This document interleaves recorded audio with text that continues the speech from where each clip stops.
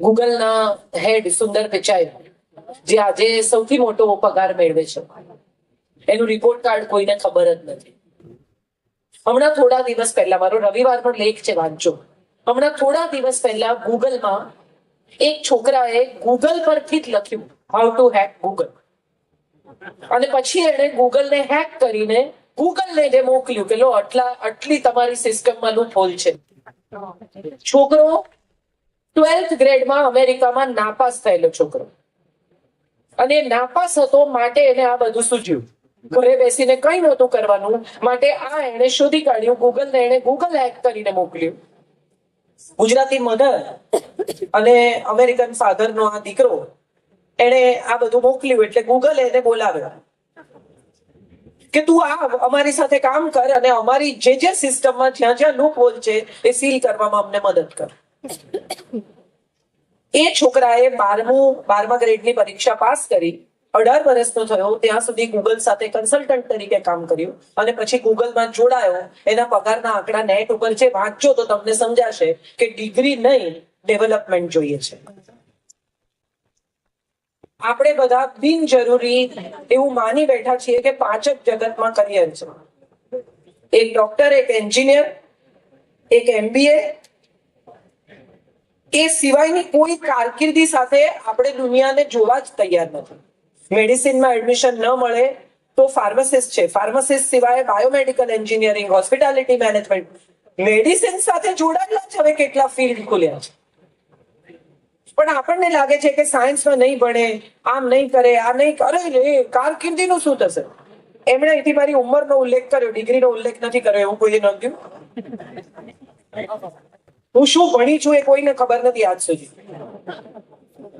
અહીંથી શરૂ થાય છે પ્રવાસ TLC ગુરુકુળમાં. અમે એક સરખા ઘેટા તૈયાર કરવામાં માંગતા નથી, અને માટે હું આ શાળા સાથે જોડાઈ છું. અમારી શાળાનું દરેક બાળક લીડર હશે. We are here to create leaders, not followers. અમને એવા છોકરાઓ જોઈએ છે કે જે આવતીકાલે આ દેશને લીડ કરે. અમને એવા છોકરાઓ જોઈએ છે કે જે આવતીકાલે આ દેશમાં હેકિંગને એથિકલી એવી જગ્યાએ લઈ આવે કે કોઈ કશું ખોટું ન કરી શકે. અમને એવા છોકરાઓ જોઈએ છે કે જે હુસેનની જેમ 1.5 કરોડ રૂપિયામાં એમના પેઇન્ટિંગ વેચાય. અમને કુમાર શર્મા જોઈએ છે. અમારી પાસે એવા કોઈ ઓપ્શન્સ નથી કે જ્યાં અમે આ વખતે તેજસ્વી તારલાના ફોટા મૂકીશું. અમારા તેજસ્વી તારલા પેઇન્ટર્સ હશે, અમારા તેજસ્વી તારલા સાયન્ટિસ્ટ હશે. અમારે વિક્રમ સારાભાઈ જોઈએ છે, અમારે હોમી બાબા જોઈએ છે. એટલે તમને જો એમ હોય કે કાલે સવારે મારા છોકરાને આટલો મિનિમમ પગાર મળવો જોઈએ, તો TLC ગુરુકુળ તમારા માટે કરેક્ટ જગ્યા નથી. તમે કોઈ પણ બીજી શાળામાં મૂકી દો. પણ તમને જો એમ લાગતું હોય કે ના, મારા બાળકમાં ખરેખર એબિલિટી છે અને મારા બાળકને કશું જુદું, કશું અદભુત બનાવવું છે, કાલે ઉઠીને 50 લોકો આ જેમ કુમારની સિગ્નેચર લેવા જાય છે, મારા સિગ્નેચર લેવા આવે છે, એમ જો તમારે લોકોને એના સિગ્નેચર લેવા, એના ઓટોગ્રાફ લેવા દોડતા જોવા હોય ને, તો આ સ્કૂલ તમારે માટે છે. We invite you. 3 વાત છે. ટ્રુથ શું છે? ટ્રુથ એ છે કે જે મોહનદાસ કરમચંદ ગાંધી છે.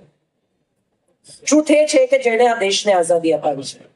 ટ્રુથ એ છે કે જે આટલો બધો સફળ થયા પછી, રાષ્ટ્રપિતા બન્યા પછી એવું કહી શકે છે કે મેં ચેન કપાવેલી, મેં માંસ ખાધેલું, મેં મદિરા પીધેલું. એ એની નમ્રતા છે. સત્ય સાથે હંમેશા નમ્રતા આવે જ છે, અને નમ્રતાની સાથે હંમેશા આ દેશ સાથે જોડાયેલી નિષ્ઠા આવે છે. અમને સત્ય જોઈએ છે, કોઈ પણ ભોગે.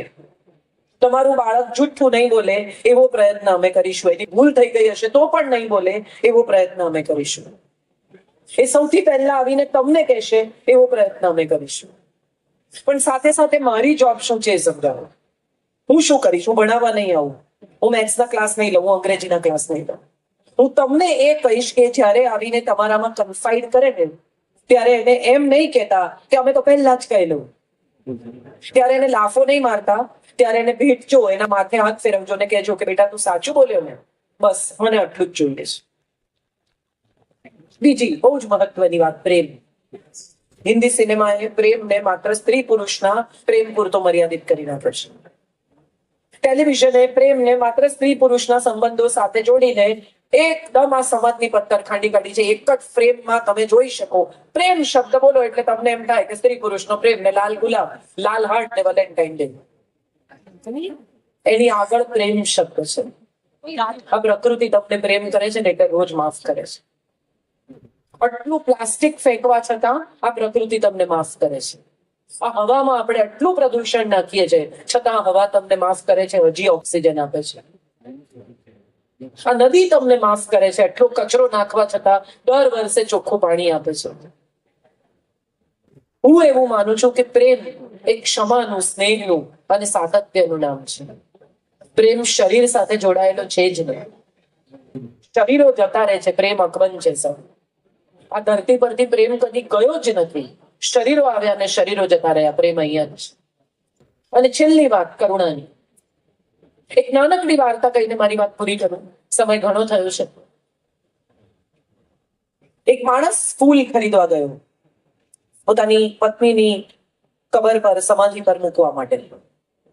એ જયારે ફૂલ ખરીદી રહ્યો હતો, એને કહ્યું કે મને બેસ્ટ ફૂલો આપો, ગમે એટલા મોંઘા હોય. મારી પત્નીને બહુ બેસ્ટ ફૂલો ગમતા હતા, જેટલા મોંઘા હોય. આ સિઝનમાં ઓર્કિડ નથી મળતા, મને ઓર્કિડ જોઈએ છે. She was a lover of flower. She was an aesthetic lady. You give me the best of the flowers.